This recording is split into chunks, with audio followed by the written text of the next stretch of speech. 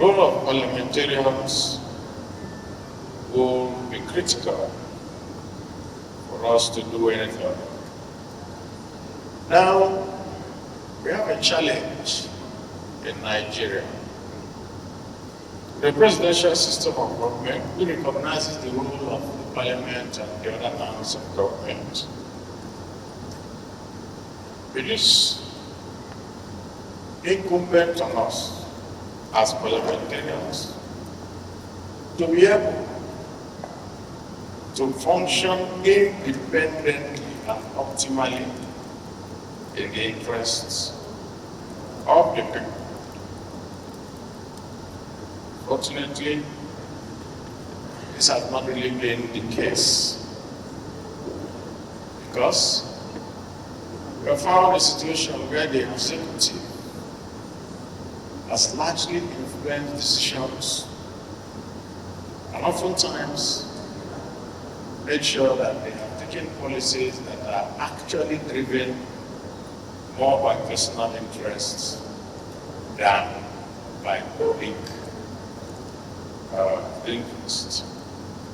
So in order to make sure that the legislator now does it work properly, this key roadblock must be removed. So now we go to how do you remove it? How do you make the legislator work so that we can get to where we want to be? One of the key ways was by legislation to make a devolution of power in various aspects of the Constitution was done. In the 9th Parliament, of which I was a member, we made sure that power was removed from the exclusive legislative list and put in the list where both states and federal government could participate in the power, either generation, distribution, or even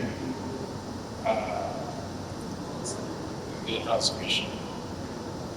And that made us to also amend the Electricity Power Industry Act. And what that has done is that it has opened a vista of power in this country. And I think a few states have already benefited or already taken advantage of this. I think Tinubu State has passed their own power law and a few others. So, what this has done is that it has immediately highlighted the functions of lawmakers in ensuring sustainable energy generation and also to help us in our oversight. For where we are today and what we came to discuss, which is the CNG policy, there is the need, definitely, for us to critically look at the policy. The CNG policy, as was earlier enunciated by the keynote address, was a child of circumstance, born by the convergence of two things: the abrupt removal of the fuel subsidy by President Bola Ahmed Tinubu, which led, unfortunately, to widespread difficulties and hardship for the people, and the availability of gas in Nigeria, for which we have also said that this decade should be the decade of gas. However, the policy for gas was not so well thought out. And therefore, we did not really give it the proper legislative backing. Fortuitously, inside the gas policy that we have today, there is the issue of low carbon emission and cheaper energy source in the short term. The presidential initiative estimates that we will have 150,000 units of vehicles using CNG by the end of this year. I do not think that we are anywhere near that figure. It also envisages that by 2027, which is in barely 2 years' time, there should be 1 million units of vehicles and about 500 participant workshops that will take care of all this within the country.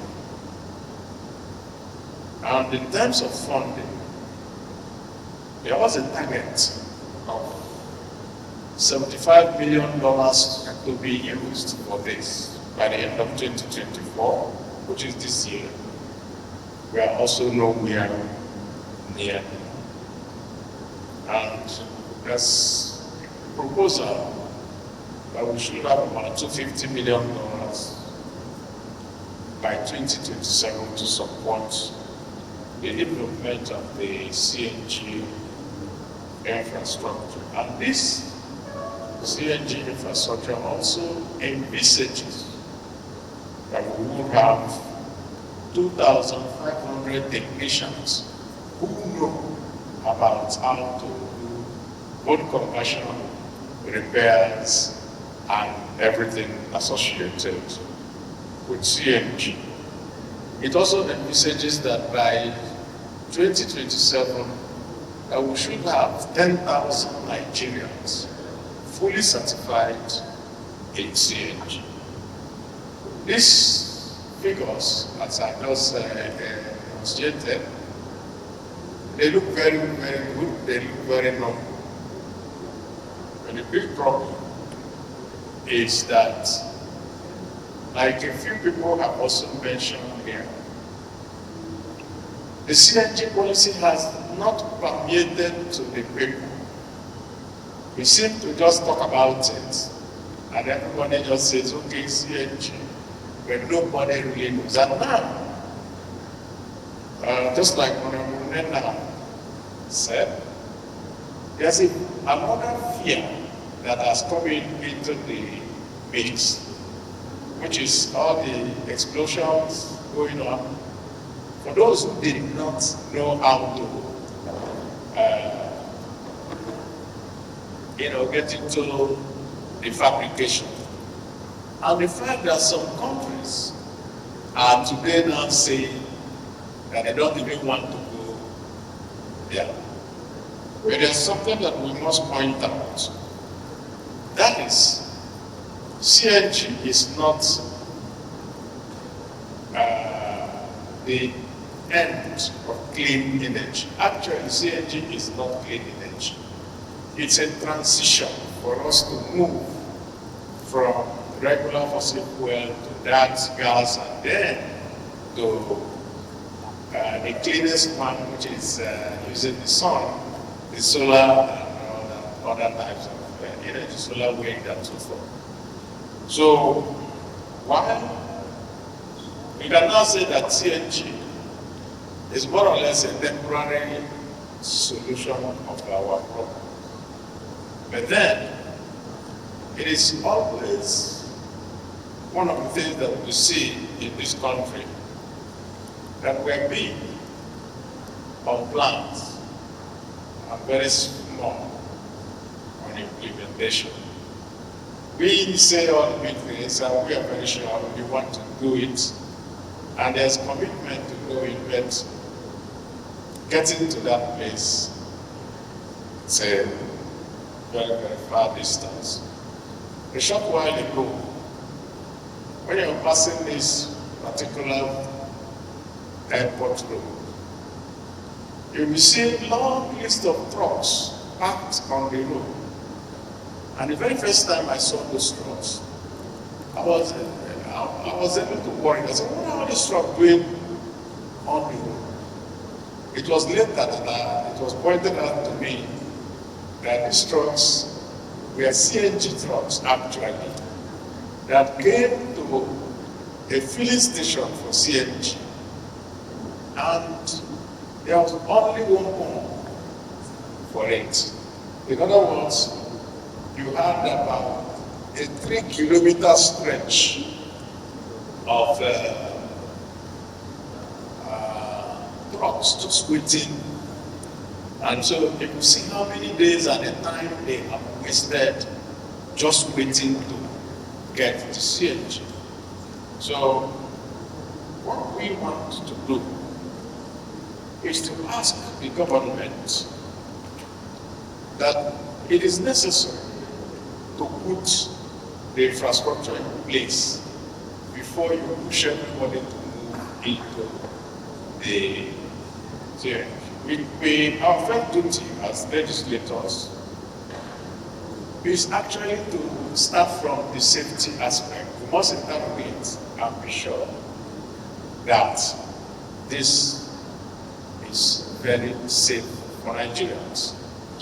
Because we know ourselves as Nigerians, and we know that sometimes we do not have very rigorous inspection on things that we use.